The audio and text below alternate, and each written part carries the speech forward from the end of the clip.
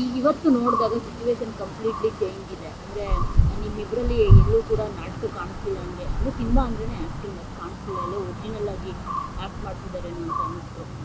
May be ಇಲ್ಲ, ಅದು ಅವತ್ತು ಗೊತ್ತಾಗದೇ ಇರೋದು ಇವತ್ತು ಗೊತ್ತಾಗ್ತಿದ್ಯಾ ಅಂತ ಅನಿಸುತ್ತೆ. ಆ ಡಿಸಿಷನ್ ಮಾಡೋದಿದೆಯಲ್ವಾ, ಅದು ಸುಮ್ಮನೆ ಏನೋ ಹೋಗು ಒಂದು ಅಂಗಡಿಲಿ ಬಟ್ಟೆ ತೊಗೊಂಡಂಗಲ್ಲ.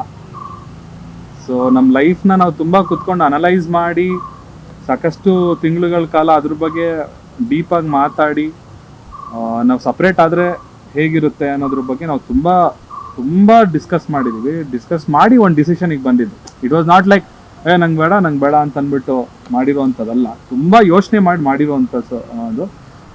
ಬಿಕಾಸ್ ಅವ್ರಿಗೂ ಒಂದು ಲೈಫಲ್ಲಿ ಏನೋ ಸಾಧನೆ ಮಾಡಬೇಕು ಅನ್ನೋದು ಅವ್ರ ಲೈಫಲ್ಲೂ ಇದೆ, ನನಗೂ ಏನೋ ಸಾಧನೆ ಮಾಡಬೇಕು ಅನ್ನೋದು ಲೈಫಲ್ಲಿದೆ. ಸೊ ಎಲ್ಲೋ ಒಂದು ಕಡೆ ಒಟ್ಟಿಗೆ ಇದ್ದಾಗ ಅದಕ್ಕೆ ಅಡಚಣೆಗಳಾಗ್ತಿತ್ತು ಅನ್ನೋ ಒಂದು ಕಾರಣಕ್ಕೋಸ್ಕರ ಮಾತ್ರ ನಾವು ಸಪ್ರೇಟ್ ಆಗಿದ್ದು. ಸೊ ಅವರು ಜೀವನದಲ್ಲಿ ಮುಂದೆ ಬಂದರೆ ನನಗೂ ನಾನೇ ಫಸ್ಟ್ ಜಾಸ್ತಿ ಖುಷಿ ಪಡೋದು ನಾನೇ. ಸೊ ಹಾಗಾಗಿ ನಾವು ತೊಗೊಂಡಿರೋ ಡಿಸಿಷನ್ ಕರೆಕ್ಟ್ ಆಗಿದೆ. ಹೇಗಿತ್ತು ನಿಮಗೆ? ಅವಾಗಿನ ಸಿಚುವೇಶನ್ನೇ ಬೇರೆ, ಇವಾಗಿನ ಸಿಚುವೇಶನ್ ಬೇರೆ. ಎಷ್ಟೋ ಇಂಡಸ್ಟ್ರಿಯಲ್ಲಿ ನೋಡಿದ್ದೀವಿ, ಅಂದರೆ ಡಿವೋರ್ಸ್ಡ್ ಆಗಿರುವಂಥ ಕಪಲ್ ಮತ್ತೆ ಒಂದಾಗಿದ್ದಾರೆ. ಸೊ ನಿಮಗೆ ಅನಿಸಿದ್ಯಾ ಮಿಸ್ ಮಾಡ್ತೀವಿ ಆ ಥರ ಅನಿಸಿದ್ಯಾ ಇವಾಗ ನೋಡುವಾಗ? ನೀವು ಎಮೋಷನಲ್ ಆದ್ರ? ಒಬ್ವಿಯಸ್ಲಿ ಎಮೋಷನಲ್ ಆದೆ. ಆ್ಯಂಡ್ ನೀವು ಈ ಥರ ಕ್ವೆಶ್ಚನ್ ಕೇಳಿದ್ರೆ ಸ್ವಲ್ಪ ಟ್ರಿಕ್ಕಿ ಆಗಿರುತ್ತೆ. ಯಾಕಂದರೆ ಏನು ಫೀಲೇ ಆಗಲ್ಲ ಅನ್ನೋ ಥರ ಇರಲ್ಲ. ಒಬ್ವಿಯಸ್ಲಿ ಅಷ್ಟು ಇಯರ್ಸ್ ಎಲ್ಲ ಇದ್ಮೇಲೆ ಫೀಲಿಂಗ್ಸ್ ಅನ್ನೋದಂತೂ ಇದ್ದೇ ಇರತ್ತೆ.